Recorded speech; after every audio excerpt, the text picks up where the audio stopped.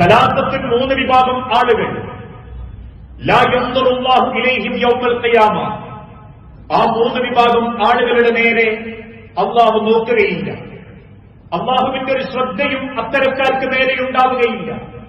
വലിയ അമലുകളുമായി കാത്തിരിക്കുന്നവരായിരിക്കും, നാട്ടിൽ നല്ല സൽപ്പേരുള്ളവരായിരിക്കും, പേരുകെട്ട ജനങ്ങൾക്കിടയിൽ അറിയപ്പെടുന്ന തറവാട്ടിലുള്ളവരായിരിക്കും, ദുനിയാവിൽ ജനങ്ങളൊക്കെ ബഹുമാനിച്ച വ്യക്തിയായിരിക്കും. എങ്കിലും ലാ യൻദുറുല്ലാഹ്, ആ റബ്ബിന്റെ മഹ്ശറയിൽ വെച്ച് അവരെ റബ്ബ് പരിഗണിക്കുന്നില്ല. അള്ളാഹു അവരെ നോക്കുക പോലും ചെയ്യുന്നില്ല. അത്ഭുതത്തോടെ സഹാബാക്കൾ ചോദിച്ചു, റസൂലേ, ആരൊക്കെയാണ് ആ 3 പേർ? നബി സല്ലല്ലാഹു അലൈഹി വസല്ലം ആദ്യമായിട്ട് എണ്ണി, അൽ ആഖു ലിവാലിദൈഹി, സ്വന്തം മാതാപിതാക്കളോട് ദ്രോഹം ചെയ്ത മക്കൾ, സ്വന്തം മാതാപിതാക്കളുടെ മനസ്സ് വേദനിപ്പിച്ച മക്കൾ. അൽ ആഖു എന്ന വാക്കിന് നിർവചനം കൊടുക്കുന്നത് വാക്കുകൊണ്ടോ പ്രവൃത്തി കൊണ്ടോ ഉമ്മയുടെയും വാപ്പയുടെയും നെഞ്ചകത്തിനുള്ളിൽ ഒരു പോറലേൽപ്പിച്ച മക്കൾ. ആ മക്കൾക്ക് നേരെ പടച്ച റബ്ബിന്റെ ഒരു നോട്ടവും ഉണ്ടാവുകയില്ല. ആലോചിച്ചു നോക്കൂ, ഇന്നത്തെ കാലഘട്ടത്തിൽ ഒരുപാട് കുടുംബങ്ങളിൽ ഒരുപാട് മാതാപിതാക്കൾ ഒറ്റപ്പെട്ടുകൊണ്ടിരിക്കുകയാണ്. വേണ്ടപ്പെട്ട പരിഗണന ലഭിക്കാതെ മനസ്സ് വേദനിച്ച് ജീവിക്കുന്ന എത്ര രക്ഷിതാക്കൾ നമ്മുടെ കൂട്ടത്തിലുണ്ട്. പല കുടുംബത്തിലും മക്കൾ അതിഥികളാണ്. സ്വന്തം കുടുംബത്തെയും കുട്ടി വാപ്പന്റെ ഉമ്മന്റെ അരികിൽ വന്ന് വെപ്രാളപ്പെട്ട് ബാധ്യതകൾ തീർക്കുന്നു എന്ന കോലത്തിൽ അല്പം മണിക്കൂറുകൾ മാത്രം വാപ്പനെയും സന്തോഷിപ്പിച്ചു പോകുന്നവർ, പിന്നീട് മണിക്കൂറുകളോളം അവരെ നോക്കാനോ അവരുടെ ആവശ്യങ്ങളൊന്നും ചിന്തിക്കാൻ പോലും നേരം കിട്ടാത്ത മക്കൾ. അതുകൊണ്ടാണല്ലോ ഏതാനും ചില ദിവസങ്ങൾക്ക് മുൻപ് നമ്മളെ തൊട്ടയൽ പ്രദേശത്തുള്ള ഒരു മഹല്ലിൽ സംഭവിച്ചൊരു ദാരുണമായ സംഭവം. ഒരു വാപ്പാക്ക് ഉമ്മാക്ക് 3 മക്കൾ. വാപ്പയും ഉമ്മയും നല്ല ധനാഢ്യര, ജോലിയുള്ളവരാ. വാപ്പയാവട്ടെ 70 ഉറുപ്പ്യന്റെ മേലെ, 1000ന്റെ മേലെ നാട്ടിൽ മാസത്തിൽ പെൻഷൻ വാങ്ങുന്ന ഒരു വാപ്പയാ, പ്രൊഫസറാ.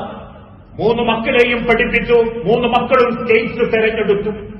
അവസാനം ഒറ്റപ്പെട്ട് തന്റെ വീടിനുള്ളിൽ നരകിച്ച് ജീവിക്കുന്ന ഉമ്മ, വാപ്പാന്റെ ഭർത്താവിന്റെ കൺമുൻപിൽ വെച്ച് ആ ഉമ്മ ഏറെ സങ്കടം സഹിച്ചു മരിച്ചു.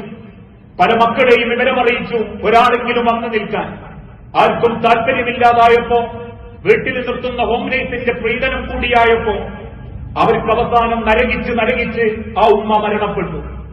മരിച്ചതിന്റെ 3 മാസങ്ങൾക്ക് ശേഷം ആ വാപ്പയും ആത്മഹത്യ ചെയ്തു. മുസ്ലിം കുടുംബങ്ങളിൽ 70,000ന്റെ മേലെ മാസത്തിൽ പെൻഷൻ വാങ്ങുന്ന ഒരു വാപ്പക്ക് പോലും ഇത്തരത്തിൽ പിടിച്ചു നിൽക്കാൻ സാധിക്കുന്നില്ലെങ്കിൽ പണമല്ല മുഖ്യം, നമ്മൾ കൊടുക്കുന്ന പണമല്ല രക്ഷിതാക്കൾക്ക് മുഖ്യം. ചേർന്ന് നിന്ന് ആശ്വസിപ്പിക്കുന്ന വാക്കുകളും ഞങ്ങളുണ്ടെന്ന ഒരു ധൈര്യവും, അതാണ് മാതാപിതാക്കൾ ആഗ്രഹിക്കുന്നതെങ്കിൽ ഒരു അതിഥിയെപ്പോലെ ഏതെങ്കിലും കൊല്ലത്തിലൊരു മാസം വന്നു നോക്കി ബാക്കിയൊക്കെ ഞാൻ മറ്റുള്ളവരെ ഏൽപ്പിച്ചു എന്ന് നമുക്ക് സ്വയം സമാധാനിക്കാമെങ്കിലും അതിന്റെ 100 ഇരട്ടി വേദന അറിയിക്കാതെ ഒരു മക്കളെയും അല്ലാഹു തആല ദുനിയാവിൽ തിരിച്ചു പിടിക്കുകയില്ല.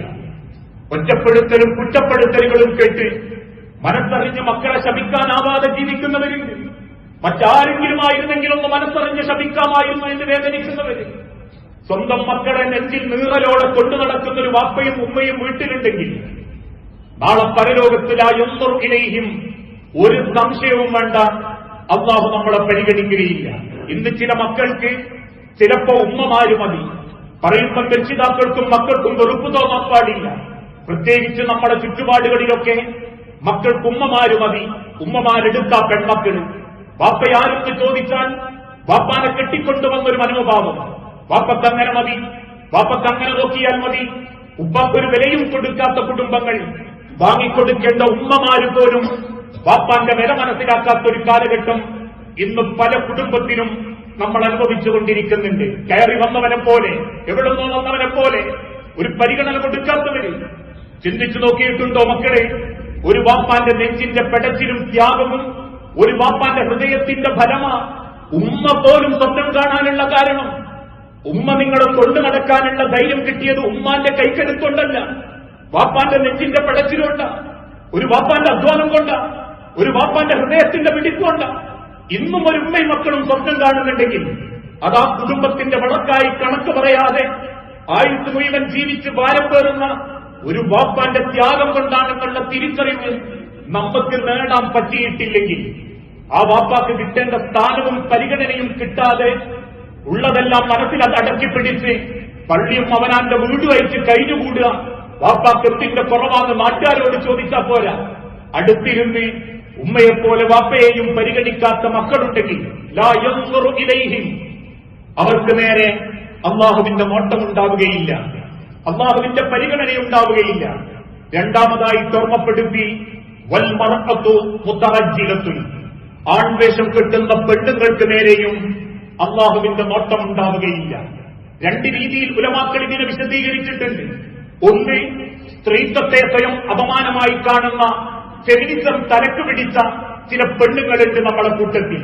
സഹോദരിമാരെ കുറ്റപ്പെടുത്തുന്നു എന്ന രീതിയിലല്ല, ആണുങ്ങളെന്ന് കേൾക്കുമ്പോഴേക്കും വല്ലാത്തൊരു അലർജി. ഞങ്ങൾക്ക് ആണുങ്ങളെപ്പോലെ ജീവിക്കണം, ആണ് ചെയ്യുന്നതൊക്കെ ഞങ്ങൾക്ക് ചെയ്യണം, രാത്രി 1 മണിക്ക് ഞങ്ങൾക്ക് റോട്ടിൽ കൂടെ നടക്കണം, ഞങ്ങൾക്ക് ആണുങ്ങൾ പറയുന്ന പോലെ പറയണം, ആണുങ്ങൾ കുടിക്കുന്ന പോലെ കുടിക്കണം, ആരെങ്കിലും അത് തെറ്റാണ്, പെണ്ണിന്റെ ശരീരത്തിനാണ് സ്ത്രൈണത, അതുകൊണ്ട് നീ വീട്ടിലിരുന്നാ മതി എന്ന് പറയുമ്പോൾ അവനെ പെൺവിരോധിയാക്കി ചിത്രീകരിക്കുകയും പെണ്ണെന്നാൽ ആണിനെ പോലെ, ആണിന്റെ കോലത്തിൽ ജീവിക്കല സ്ത്രീത്വം പുരോഗമനം എന്ന് തെറ്റിദ്ധരിക്കുന്ന ചില പെൺമക്കളുണ്ട്, ഭാര്യമാരുണ്ട്. അതുകൊണ്ട് തന്നെ ആ സ്ത്രീത്വത്തെ അവർ സ്വയം അപമാനമായി കാണുന്നു.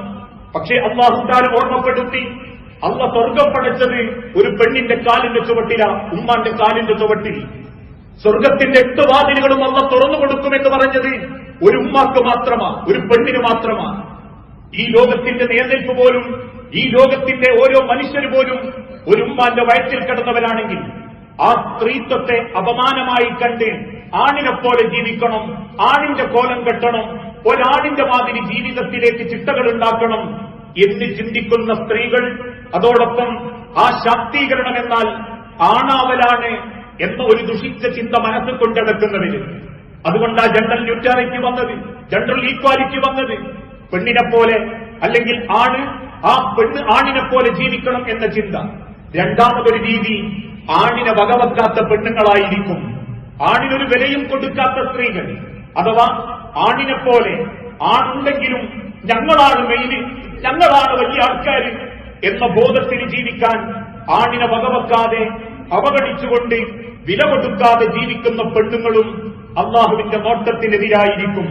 ഇന്നത്തെ കാലഘട്ടത്തിൽ സ്വയം വിലയുണ്ടാക്കാൻ വേണ്ടി പരക്കം പാഴുന്ന ഒരുപാട് കുടുംബത്തിലെ ഉമ്മമാരെ നമുക്ക് കാണാൻ സാധിക്കും, പെൺകുട്ടികളെ കാണാൻ സാധിക്കും. ആണിനെ പരിഹസിക്കുന്നവൻ, സ്വന്തം മക്കൾക്കിടയിൽ പോലും വാപ്പാക്ക് സ്ഥാനം വാങ്ങിക്കൊടുക്കാത്തവർ, പല വിഷയങ്ങളും ഉണ്ടാകുമ്പോ അതിനോടത് പറയാത്തതാ നല്ലത്, മൂപ്പർക്കൊരു വിവരവുമില്ല എന്ന് മക്കൾക്കിടയിൽ പോലും വാപ്പാന്റെ സ്ഥാനമിടിച്ചു താഴ്ത്തുന്നവർ. ഇങ്ങനെ ആണിനെ വകവെക്കാതെ ജീവിക്കുന്ന പെണ്ണുങ്ങൾക്ക് നേരെയും ലാ യൻസുറുല്ലാഹ്, അള്ളാഹുവിന്റെ നോട്ടമുണ്ടാവുകയില്ല. മൂന്നാമതായി വദ്ദുയൂർ, തോന്നിവാസത്തിന് കൂട്ടുനിൽക്കുന്ന ഗൃഹനാഥൻ, വീട്ടിലെ വൃത്തികേടുകൾക്കും തോന്നിവാസങ്ങൾക്കും ഒരു മൗനാനുവാദം കൊടുക്കുന്ന ഗൃഹനാഥൻ, വാപ്പയെ അള്ളാഹു പരിഗണിക്കുകയില്ല. ഇന്ന് ചില വാപ്പമാര് പറയുന്നത് പോലെ ഞാൻ ഒന്നിനും ഇടപെടാറില്ല, ഞാൻ ഒന്നിലേക്കും തലയിടാറില്ല, അവരെന്തെങ്കിലും ചെയ്യട്ടെ, കാരണം ഞാൻ എന്റെ കബറിൽ ഞാൻ ഒറ്റക്കല്ലേ, വീട്ടിൽ അത് നടക്കുന്നു, പേപ്പുത്ത് നടക്കുന്നു, തോന്നിയാസങ്ങൾ നടക്കുന്നു, ഞാൻ അതിലൊന്നും ഇടപെടാറില്ല എന്ന് പറയുന്നത് ഒരു നല്ല സ്വഭാവമായിട്ടല്ല പരിചയപ്പെടുത്തുന്നില്ല. കുടുംബം കൊണ്ടു നടക്കാൻ, ആ വീട്ടിന്റെ ഗൃഹത്തിന്റെ നന്മ അന്വേഷിക്കാൻ ആണിനെയാണ് അല്ലാഹു തആല ഏൽപ്പിച്ചതെങ്കിൽ ആ ഗൃഹത്തിന് അല്ലെങ്കിൽ അത്തരത്തിലുള്ള വീടുകൾക്ക്, കുടുംബങ്ങൾക്ക് തോന്നിവാസത്തിന് ഔനുവാദം കൊടുക്കുന്ന മൗനം പോലും വാപ്പാര് ചോദ്യം ചെയ്യപ്പെടും. ആ വീട്ടിൽ നടക്കുന്ന തോന്നിവാസത്തിന് മൗനാനുവാദം കൊടുത്താൽ പോലും ഉപ്പമാര് ചോദ്യം ചെയ്യപ്പെടും. വദ്ദയൂസ് എന്ന ഈ വിശദീകരണത്തിന് ഉലമാക്കൾ കൊടുക്കുന്ന മറുപടി, എന്തുണ്ടെങ്കിലും മിണ്ടാൻ പേടിയുള്ള വാപ്പ, എന്ത് തോന്നിവാസം കണ്ടാലും കമാനൊരക്ഷരമുണ്ടാത്ത വാപ്പ. അത് ടി വി ആവട്ടെ, മറ്റേതെങ്കിലും തോന്നിയാസാവട്ടെ, അല്ലെങ്കിൽ അള്ളാഹ്ക്ക് നിരക്കാത്തതാവട്ടെ, മറ്റേതെങ്കിലും തരത്തിലുള്ളതാവട്ടെ, നമ്മളെ കാര്യം പള്ളിയും പൊരി അല്ലെങ്കിൽ പള്ളി നിൽക്കാലോ എന്ന നിലയ്ക്ക് ജീവിക്കുന്ന വാപ്പാര് അള്ളാഹു പരിചയപ്പെടുത്തി, അവരും പടച്ച റബ്ബിന്റെ കോടതിയിൽ അള്ളാന്റെ നോട്ടത്തിനെതിരായിരിക്കും. നന്മയിൽ ശ്രദ്ധിക്കാത്തതോടൊപ്പം നമ്മളൊന്ന് ചിന്തിച്ചു നോക്കൂ, നമ്മുടെ കുടുംബത്തിൽ എന്തൊക്കെ സൂക്ഷിക്കാൻ നമ്മളെ കൊണ്ട് സാധിച്ചിട്ടുണ്ട്. അള്ളാന്റെ ബർക്കത്തിറങ്ങുന്ന വീടാണോ, എന്റെ വീട്ടിലേക്ക് കയറി വരുമ്പം പള്ളിയിൽ നിന്നും എന്റെ കൂടെ വരുന്ന മലക്കുകൾ എന്റെ വീട്ടിൽ കയറാൻ സാധിക്കാറുണ്ടോ? എന്റെ മുടിയിൽ കൈനേറ്റു പോകുമ്പം എന്റെ കുടുംബത്തിൽ അള്ളാന്റെ ബർക്കത്തിന്റെ മാലാകമാർ ഇറങ്ങി വരാൻ മാത്രം എന്റെ വീട്ടിൽ അതിനുള്ള സൗകര്യങ്ങളുണ്ടോ? എന്റെ വീട്ടിൽ ഇബാദത്ത് നടക്കാറുണ്ടോ? എന്റെ വീട്ടിൽ ഖുർആനോത്ത് നടത്താറുണ്ടോ? എന്റെ വീട്ടിൽ ഒരു നല്ല സംസാരം നടക്കാറുണ്ടോ? എന്റെ വീട്ടിൽ മാന്യമായ ഇടപെടലുകൾ നടക്കാറുണ്ടോ? അന്യന്റെ പരദൂഷണങ്ങളും പച്ചയിറച്ചിയും തിന്നാത്ത വീടാണോ? ഇങ്ങനെ ഒരു വിഷയത്തിലും ചിന്തിക്കാതെ ഞാൻ ഇന്റെ കാര്യം, ഇന്റെ വള്ളി, ഇന്റെ ഇബാദത്ത്, ഇന്റെ കവറിൽ ഞാൻ ഒറ്റക്കല്ലേ എന്ന് ചിന്തിച്ച് നടക്കുന്ന വാപ്പാർക്ക് നേരെയും ഗൃഹനാഥന്റെ നേരെയും അള്ളാന്റെ നോട്ടമുണ്ടാവുകയില്ല. മറ്റൊരു ഭാഗത്ത് അള്ളാഹുവിന്റെ ഹബീബായ നബി സല്ലല്ലാഹു അലൈഹി വസല്ലം ഓർമ്മപ്പെടുത്തി, മൻ ജറ സൗബഹു ഖുയലാ, ആരെങ്കിലും അഹങ്കാരത്തോടുകൂടി വസ്ത്രം വലിച്ചയച്ചാൽ ലം യൻദുറുല്ലാഹു ഇലൈഹി, അവന്റെ നേരെയും അള്ളാഹുവിന്റെ നോട്ടമുണ്ടാവുകയില്ല. അഹങ്കാരത്തോടുകൂടി അവന്റെ വസ്ത്രത്തിൽ അവൻ കാണിക്കുന്ന അഹങ്കാരത്തോടുകൂടി വസ്ത്രം അവൻ വലിച്ചയച്ചാൽ, അതാണാവട്ടെ പെണ്ണാവട്ടെ, നാളെ റബ്ബിന്റെ നോട്ടം അത്തരക്കാർക്ക് നേരെയുണ്ടാവുകയില്ല. ഉലമാക്കൾ ഇതിനെ വിശദീകരിച്ചു തന്നു. വസ്ത്രത്തിൽ ദൂർത്ത് കാണിക്കുന്നവരും ഈ വിഭാഗത്തിൽപ്പെടും. ഇന്ന് പല കുടുംബത്തിലും ഷെൽഫുകളിൽ വസ്ത്രങ്ങൾ നിറയുകയാണ്, പല അലമാലകളിലും നിറയുകയാണ്. ആഴ്ചക്കാഴ്ചക്ക് വാങ്ങിക്കൂട്ടുന്നവർ, വെറൈറ്റിക്ക് വേണ്ടി വെപ്രാളപ്പെടുന്നവർ, വീട്ടിൽ നിന്നും പുറത്തിറങ്ങാത്തവർക്ക് പോലും നിരവധി വസ്ത്രങ്ങൾ, ഒരു വീട്ടിന്റെ പോർട്ടിൽ പോലും നിരവധി ചെരുപ്പുകൾ, ധരിക്കാത്ത നിരവധി വസ്ത്രങ്ങൾ വീട്ടിന്റെ അകത്തളങ്ങളിൽ. ഇങ്ങനെ അഹങ്കാരത്തിന് വേണ്ടി മാത്രം, ജനങ്ങളുടെ കണ്ണിൽ ഭംഗിയുണ്ടാക്കാൻ വേണ്ടി മാത്രം, മറ്റുള്ളവര് അയ്യേ എന്ന് പറയരുത് എന്ന ദുഷ്ടധൂർത്ത ചിന്ത കൊണ്ട് മാത്രം വെറൈറ്റി വസ്ത്രങ്ങൾ ആഴ്ചക്കനുസരിച്ച് വാങ്ങി അതിൽ അഹങ്കരിച്ച് നടക്കുന്നവർക്ക് അള്ളാഹുവിന്റെ നോട്ടമുണ്ടാവുകയില്ല. ഈ പറഞ്ഞതിന്റെ അർത്ഥം വസ്ത്രം വേണ്ട എന്നല്ല. പക്ഷെ ഇന്ന് പല കുടുംബത്തിലും വസ്ത്രം വലിയ ദൂർത്തായി മാറിക്കൊണ്ടിരിക്കുന്നുണ്ട്. വസ്ത്രമുണ്ടെങ്കിലേ വീട്ടിന്റെ പുറത്തിറങ്ങൂ എന്ന് വാശി പിടിക്കുന്നവര് കഴിഞ്ഞ ഞായറാഴ്ചത്തേത് പോരാ, ഈ വ്യാഴാഴ്ചത്തേക്ക് വേറെ വേണം, ഈ വ്യാഴാഴ്ചത്തേത് പോരാ, അടുത്ത ഞായറാഴ്ചത്തേക്ക് വേറെ വേണം. ഈ അത്യാഗ്രഹത്തിന്റെയും ഈ ആഡംബരത്തിന്റെയും മനസ്സുവെച്ച് വസ്ത്രത്തിൽ നിയന്ത്രണം കാണിക്കാതെ അനാവശ്യമായ വസ്ത്രങ്ങൾ വാങ്ങിക്കൂട്ടുകയും ദൂർത്ത് കാണിക്കുകയും ചെയ്യുന്നവർക്ക് നേരെയും അള്ളാഹുവിന്റെ നോട്ടമുണ്ടാവുകയില്ല. ഇങ്ങനെ അഹങ്കരിക്കുന്നവരെ അള്ളാഹു തആല പരലോകത്ത് ചെയ്യുന്ന രീതിയും നബി സല്ലല്ലാഹു അലൈഹി വസല്ലം വിശദീകരിച്ചു. യുഹ്ശറുൽ മുതകബ്ബിറൂന യൗമൽ ഖിയാമ, ഖിയാമത്ത് നാളിൽ ഈ അഹങ്കാരികളെ അള്ളാഹു തആല ഒരുമിപ്പിച്ചു കൂട്ടുന്നത് അംസാലദ്ദർരി, ഉറുമ്പ് കൂട്ടങ്ങളെ പോലെയായിരിക്കും. ഉറുമ്പിന്റെ വലുപ്പേ അവർക്കുണ്ടാകൂ. ഫീ സൂരി റിജിലി, മനുഷ്യന്റെ പോലവുമായിരിക്കും. മനുഷ്യന്റെ ഉടലായിരിക്കും, ഉറുമ്പിന്റെ വലുപ്പേ ഉണ്ടാകൂ. യഗ്ശാഹുദ്ദുല്ല മിൻ കുല്ലി മകാൻ, എല്ലാ സ്ഥലത്തും ആൾക്കാർ ഇത്തരക്കാരെ നിന്ദ്യതയോടെ പരിഹസിക്കും. ഇക്കണ്ട ഓടിക്കണക്കിന് മനുഷ്യർക്കിടയിൽ ഉറുമ്പുകളെ പോലെ വലുപ്പമുള്ള കുള്ളന്മാരാക്കി അള്ളാഹു അവരെ അപമാനിക്കാനുള്ള കാരണം വസ്ത്രത്തിന്റെ കാര്യത്തിൽ ഒരു നിയന്ത്രണവും ചെയ്യാതെ അത്തരത്തിൽ അഹങ്കാരത്തിനും മറ്റുള്ളവരെ ബോധ്യപ്പെടുത്താനും വേണ്ടി വസ്ത്രം വാങ്ങിക്കൂട്ടി ദൂർത്ത് കാണിക്കുന്ന ആളുകൾ. മൂന്നാമതായി മറ്റൊരു ഹദീസിൽ കാണാം, സലാസത്തുൻ ലാ യുകല്ലിമുഹുല്ലാഹ്, മൂന്ന് വിഭാഗം ആളുകളെ അള്ളാഹു നോക്കുന്നില്ല, സംസാരിക്കുന്നില്ല. വലാ യുസക്കീഹിം, റബ്ബ് അവർക്ക് യാതൊരു പരിഗണനയും ഒരു നന്മയും അള്ളാഹു വരുത്തുന്നില്ല. വലാ യൻദുറു ഇലൈഹിം, അള്ളാഹുവിന്റെ നോട്ടവും അവർക്കില്ല. മാത്രമല്ല വലഹും അദാബുൻ അലീം, വേദനാജനകമായ ശിക്ഷ അവർക്ക് അള്ളാഹു ഒരുക്കി വെക്കുകയും ചെയ്യുന്നുണ്ട്. ഒന്നാമത്തത് ശൈഖുൻ ജാനി, വൃദ്ധനായ വ്യഭിചാരി. പ്രായം മക്കളെ കെട്ടിക്കാനായിട്ടുണ്ടെങ്കിലും കെട്ടിച്ചിട്ടുണ്ടെങ്കിലും പെണ്ണ് വിഷയത്തിൽ വലിയ താല്പര്യം, കണ്ണുകൊണ്ടും ശരീരം കൊണ്ടും അന്യ പെണ്ണുങ്ങളെ വലുപ്പച്ചെറുപ്പം നോക്കാതെ തന്റെ ശരീരത്തിന്റെ അവസ്ഥ കബറിലേക്കുള്ള അടയാളങ്ങൾ കാണിച്ചാൽ പോലും ശൈഖുദ്ദാനി പെണ്ണ് വിഷയത്തിൽ വലിയ താല്പര്യമുള്ളവനാണ്. അതൊന്ന് കാണാനും അറിയാനും ആ മാനസികാവസ്ഥയിൽ ജീവിക്കുന്ന വ്യഭിചാരികളായ വൃദ്ധന്മാരെ അള്ളാഹു പരിഗണിക്കുന്നില്ല. വമലിക്കുൻ കദ്ദാബ്, കള്ളനായ ഭരണാധികാരി. ഒരു ഉത്തരവാദിത്തം ഏറ്റെടുത്ത് അത് രാജ്യത്തിന്റേതാവട്ടെ മഹലിന്റേതാവട്ടെ രണ്ടാളുകൾക്കിടയിലുള്ള പ്രശ്നമാവട്ടെ തൊലാഖിന്റെ വിഷയമാവട്ടെ, അതിന്റെ ഇടയിൽ നിൽക്കുമ്പം മലിക്കുൻ കദ്ദാബ്, കള്ളത്തരങ്ങൾക്ക് പ്രാധാന്യം കൊടുക്കുന്ന മധ്യസ്ഥൻ, നേതാവ്, അവനവന്റെ നേട്ടം മാത്രം വിചാരിച്ച് കിട്ടാനുള്ളത് പ്രതീക്ഷിച്ച് വാക്കുകൾ മാറ്റിപ്പറയുന്ന കള്ളൻ, വാക്കുകൾ കോട്ടിമാറ്റിപ്പറയുന്ന കദ്ദാബ്, അവന്റെ നേരെയും അള്ളാഹുവിന്റെ നോട്ടം മുമ്പുണ്ടാവുകയില്ല. മൂന്നാമത്തത് വആഇലിൽ മുസ്തക്ബിർ, അഹങ്കാരികളായ ദരിദ്രന്മാർ. അഷ്ടിക്ക് വകല്ലെങ്കിലും അല്ലെങ്കിൽ ജീവിതത്തിൽ ഒരു സന്തോഷമില്ലെങ്കിലും ആ നിലക്കൊരു അധ്വാനത്തിൽ ഒരു നല്ല വീടില്ലെങ്കിലും അഹങ്കാരത്തിനൊരു കുറവുണ്ടാവില്ല.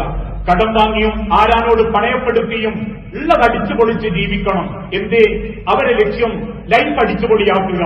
എങ്കിൽ ജോലിയുണ്ടോ? ഇല്ല. വരുമാനമുണ്ടോ? ഇല്ല. അല്ലെങ്കിൽ മറ്റേതെങ്കിലും തരത്തിലുള്ള സൗകര്യമുണ്ടോ? ഇതൊന്നുമില്ലെങ്കിലും അഹങ്കാരത്തിനൊരു കുറവുണ്ടാവൂല. അവനാന്റെ നിലമറന്ന് ജീവിക്കുന്ന ദരിദ്രന്മാരായ ആളുകൾ ഇന്നും പല കുടുംബത്തെയും അത് സ്വാധീനിച്ചിട്ടുണ്ട്. നാട്ടുകാർ പിരിവെടുക്കുന്ന കല്യാണത്തിനും ഗാനമേളുണ്ട്. നാട്ടുകാർ കൊടുത്തു നടത്തുന്ന കല്യാണത്തിനും വ്യത്യസ്തരായ രീതികളിലുള്ള ആഘോഷരാവുകളുണ്ട്.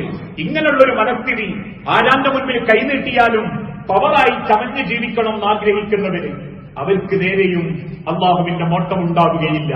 നാളെ റബ്ബിന്റെ മഹിഷറാ ലോകത്ത് ഇക്കണ്ട ജനങ്ങൾക്ക് നടുവിൽ നിൽക്കുമ്പോ ഒരു പരിഗണനയും കിട്ടാതെ, ഒരു പ്രാധാന്യവും ലഭിക്കാതെ, റബ്ബിന്റെ ഒരു ശ്രദ്ധ പോലും നമ്മളെ നേരെ വരാതെ അപമാനിക്കപ്പെട്ട് നിൽക്കുന്ന അവരെ ഒരു കാലത്തും അള്ളാഹു വിളിക്കുന്നില്ല, വിചാരണക്കെടുക്കുന്നില്ല.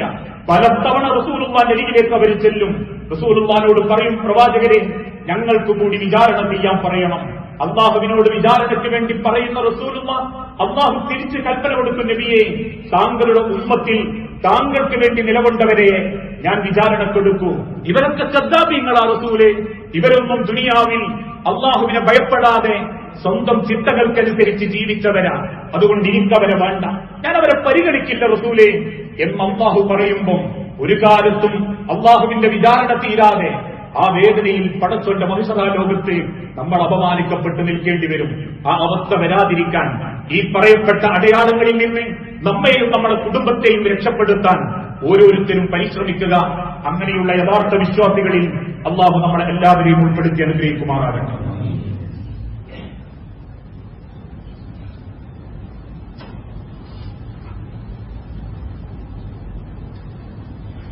അൽഹംദുലില്ലാഹ് വസ്സലാത്തു വസ്സലാമു അലാ റസൂലിൽ അമീൻ വഅലാ ആലിഹി വഅസ്ഹാബിഹി അജ്മഈൻ. അമ്മാ ബഅദ്. യാ അയ്യുഹന്നാസ് ഊസീകും സാനിയം ബിതഖ്വല്ലാഹ്.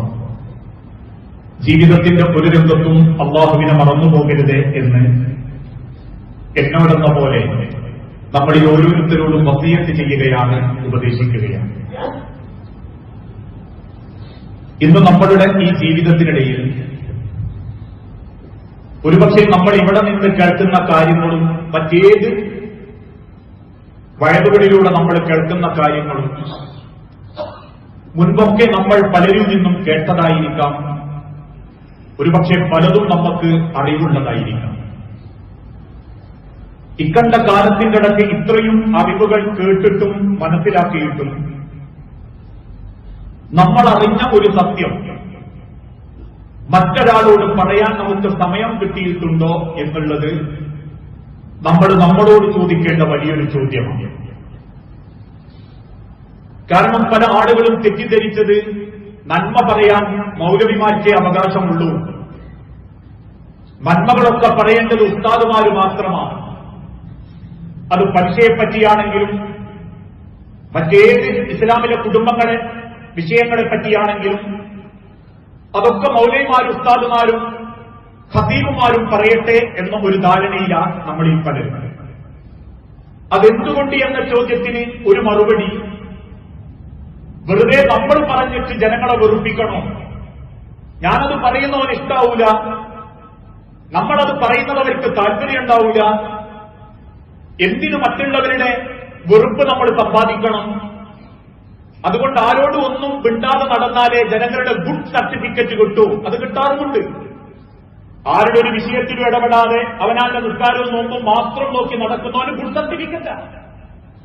കാരണം അള്ളാഹു പഠിപ്പിച്ചെന്ന ദീന് മനസ്സിലുണ്ടെങ്കിലും അതാരോടും പറയാൻ നിൽക്കുന്നില്ല. ഉദാഹരണമായി ഈ ജുമ കഴിഞ്ഞ് വീട്ടിലേക്ക് മടങ്ങിച്ചെന്ന് നമ്മളെല്ലാവരും ഒരുമിച്ച് ഭക്ഷണം കഴിക്കുമ്പോ ഇടത്തെ കൈകൊണ്ട് ഭക്ഷണം എടുത്ത് കഴിക്കുന്ന ഒരു വ്യക്തിയെ കാണുമ്പം എടുത്തു മാറ്റിയിട്ട് ഈ വലത്തെ കൈകൊണ്ട് എടുക്കെന്ന് പറയാത്തത് എന്തുകൊണ്ടാണ്?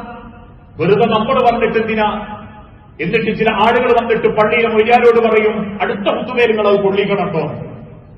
അപ്പൊ നമുക്കിത് പറയാൻ പറ്റാത്തൊരു മാനസികാവസ്ഥ എന്തുകൊണ്ടാണ്? നമുക്ക് ഗുഡ് സർട്ടിഫിക്കറ്റ് കിട്ടണം, കുറ്റപ്പെടുത്തലുകളും ആക്ഷേപങ്ങളും ഒക്കെ ഖതീബന്മാർക്കും മൗലവിമാർക്കും കിട്ടട്ടെ എന്ന ചിന്ത, അങ്ങനെ ജീവിക്കുന്നവരുടെ നേരെയും അള്ളാഹുവിന്റെ നോട്ടം ഉണ്ടാവുകയില്ല. ഓരോരുത്തരിലും അള്ളാഹു ഏൽപ്പിച്ചു തന്നതാ. ജനങ്ങളിൽ ഏറ്റവും നല്ലവനാണ് അവനാന്റെ ഇബാദത്ത് മാത്രം നോക്കി പള്ളിയിൽ വന്ന് നിസ്കരിച്ച് വക്ത് തെറ്റാണ്ട് നാട്ടുകാർക്ക് 10-100 കൊടുത്ത് തരക്കേടില്ലാണ്ട് ഖുർആൻ ഓതി ഇടയ്ക്കിടക്ക് സുന്നത്തും ഒക്കെ എടുത്ത് ജീവിക്കുന്നവന് ഗുഡ് സർട്ടിഫിക്കറ്റ് അള്ള നിശ്ചയിച്ചിട്ടില്ല. അള്ളാഹു പറഞ്ഞ ഏറ്റവും കുട്ടി ഓന്റെ ഒന്നാമത്തെ യോഗ്യത ഓൻ പഠിച്ചത് മറ്റൊരാളോട് പറയാൻ ഓൻ മെനക്കെട്ടിട്ടുണ്ട്, അവനതിന് അധ്വാനിച്ചിട്ടുണ്ട്. എന്നിട്ടേ അള്ള പറയുന്നു സ്വാലിഹൻ, എന്നിട്ടോ എന്റെ നിസ്കാരത്തിനും നോമ്പിനൊക്കെ ഞാൻ വിലയിടൂ, എന്നിട്ടേ ഞാൻ അവന്റെ വിവാദത്തിന് വിലയിടൂ. അതുകൊണ്ട് അങ്ങനെ മൂടിവെക്കുന്ന ആളുകളെ പറ്റി നബി സല്ലല്ലാഹു അലൈഹി വസല്ലം ഓർമ്മപ്പെടുത്തി, മാമിൻ റജുലിൻ യഹ്ഫദു ഇൽമൻ ഫയക്തുമുഹു, ആർക്കെങ്കിലും ഒരു അറിവുണ്ടാവുകയും ആ അറിവ് അവൻ മറച്ചു വെക്കുകയും ചെയ്താൽ ഇല്ലാ ഊതിയ ബിഹി യൗമൽ ഖിയാമത്ത മുൽസമൻ ബിലിജാമിൻ മിനന്നാർ, നാളെ പരലോകത്തവൻ വരുന്നത് നരകത്തീയുടെ കടിഞ്ഞാണുകൾ അവന്റെ എല്ലാ ഭാഗത്തും പടച്ചോൻ ചുറ്റികെട്ടിയിട്ടായിരിക്കും. നരകത്തീയുടെ ഒരു കടിഞ്ഞാൺ, ഒരു കടിഞ്ഞാണെന്ന് പറഞ്ഞാൽ മുക്കിലൂടെയും വലിച്ചു കയറ്റും. ചിലതവന്റെ കഴുത്തിലുണ്ടാകും, കൈകാലുകളിലുണ്ടാകും. ചങ്ങലകൾ ബന്ധിക്കുന്നത് പോലെ നരകത്തിന്റെ തീജ്വാലകൾ കയ്യിലും കാലിലും മൂക്കിലും ശരീരമൊട്ടാകെയും വലിഞ്ഞു മുറുക്കുന്ന അവനെ കണ്ട ഉറപ്പിച്ചോ. ഒരു ഇൽമ കിട്ടിയിട്ടും അതൊരാളോട് പറയാൻ താല്പര്യമല്ലാതെ ജനങ്ങളെ സർട്ടിഫിക്കറ്റ് കിട്ടണമെന്ന് മാത്രം ആഗ്രഹിച്ച് ജീവിച്ചോന് അവന്റെ നേരെയും അള്ളാഹുവിന്റെ പരിഗണനയുണ്ടാവുകയില്ല. അതുകൊണ്ട് സഹോദരങ്ങളെ, ഈ പറഞ്ഞതിന്റെ അർത്ഥം അവസരങ്ങളും സാഹചര്യങ്ങളും നോക്കാതെ വെറുപ്പിക്കണമെന്നല്ല, മറിച്ച് ഇത്തരത്തിലുള്ള നന്മകളൊക്കെ നമ്മുടെ ജീവിതത്തിലൂടെയും നമ്മൾ ഏറ്റെടുക്കണം. നാളെ വളർന്നു വരുന്ന ഒരു തലമുറയിൽ അത്തരത്തിൽ പറഞ്ഞു കൊടുക്കാനുള്ള ആളുകൾ കുറഞ്ഞുകൊണ്ടിരിക്കുക. അറബി കോളേജുകളിൽ കുട്ടികളില്ല, മദ്രസയിൽ പോലും ആ മക്കളില്ല. നാളെ മറ്റന്നാള് ഒരു മിമ്പറുകൾ കീഴടക്കേണ്ടത് ഇതേപോലെ അന്യനാട്ടിൽ നിന്നും അത്യാവശ്യം മലയാളം പഠിച്ചവർ തന്നെ പറയേണ്ടി വരുന്ന ഒരു അവസ്ഥയിലേക്ക് വരാതിരിക്കാൻ നമ്മളൊക്കെ പ്രബോധകന്മാരാവണം. അതൊരാളുടെയും കുത്തകയല്ല, ഒരാളുടെയും അവസരമായി അത്രമായിട്ടത് നിശ്ചയിച്ചതല്ല. ആ തിരിച്ചറിവോടുകൂടി നമ്മളാൽ കഴിയുന്ന നന്മകൾ നമ്മളാൽ കണ്ട് പ്രചരിപ്പിക്കാൻ ശ്രമിക്കുക. അങ്ങനെ ചിന്തിക്കുന്ന യഥാർത്ഥ വിശ്വാസികളിൽ അള്ളാഹു നമ്മളെ എല്ലാവരെയും ഉൾപ്പെടുത്തി അനുഗ്രഹിക്കുമാറാവട്ടെ. റബ്ബേ, അറിഞ്ഞും അറിയാതെയും ചെയ്തു കൂട്ടിയിട്ടുള്ള സർവ്വ പാപങ്ങളും പുറത്ത് നിന്റെ സ്വർഗത്തിൽ ഇതേ രൂപത്തിൽ നീ ഞങ്ങളെ ഒരുമിപ്പിച്ചു കൂട്ടാണ്. അസുഖം ബാധിച്ച് ഒരുപാട് ആളുകൾ ഞങ്ങളിൽ പ്രയാസപ്പെടുന്നുണ്ട്. റബ്ബേ, എല്ലാ അസുഖങ്ങളും എളുപ്പം ശിഫ നൽകി ആരോഗ്യത്തോടെ ദീർഘായുസ്സോടെ ജീവിക്കാനുള്ള തൗഫീഖ് നീ നൽകണമേ.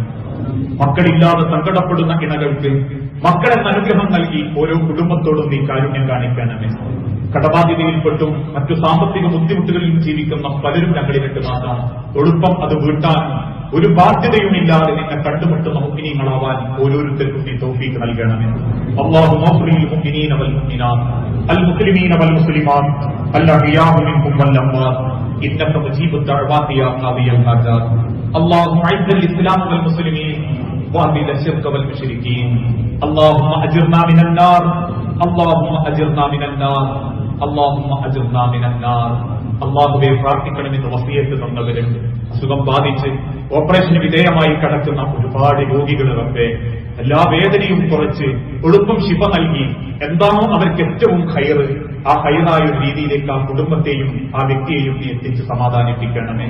നാദാ, മരിച്ചുപോയ സഹോദരി സഹോദരന്മാർ, മാതാപിതാക്കൾ, മക്കൾ, പേരക്കുട്ടികൾ, കഴിഞ്ഞ ആഴ്ച പോലും നമ്മൾ പ്രാർത്ഥിച്ച സഹോദരി പെൺകുട്ടി, അനിയത്തിക്കുട്ടി, എല്ലാവരുടെയും ഖബർ നീ വിശാലമാക്കുകയും ജന്നാത്തുൽ ഫിർദൗസിൽ ഞങ്ങളെ ഒരുമിപ്പിച്ചു കൂട്ടുകയും ചെയ്യണമേ. ഒരുപാട് മരണങ്ങളെ കൊണ്ട് വേദനിക്കുന്ന മനസ്സുകൾക്ക് ആശ്വാസത്തോടെ ജീവിക്കാനുള്ള തൗഫീഖ് നീ പ്രദാനം ചെയ്യണമേ. അല്ലാഹുവേ, നല്ലൊരു വിശ്വാസിയാവാൻ, നിന്റെ കണ്ണു ലഭിക്കുന്ന, അതല്ലെങ്കിൽ നീ നോക്കുന്ന നല്ലൊരു ഇബാദത്ത് ചെയ്യുന്ന ഒരു മുഅ്മിനാവാൻ ഞങ്ങൾക്ക് എന്തൊക്കെ മാറ്റമാണോ റബ്ബേ ഉണ്ടാവേണ്ടത്, ആ മാറ്റം അനുഗ്രഹിച്ചു നൽകുന്ന, നീ ഇഷ്ടപ്പെടുന്ന മുത്തഖീങ്ങളിൽ നീ ഞങ്ങളെ ഉൾപ്പെടുത്തി അനുഗ്രഹിക്കണം.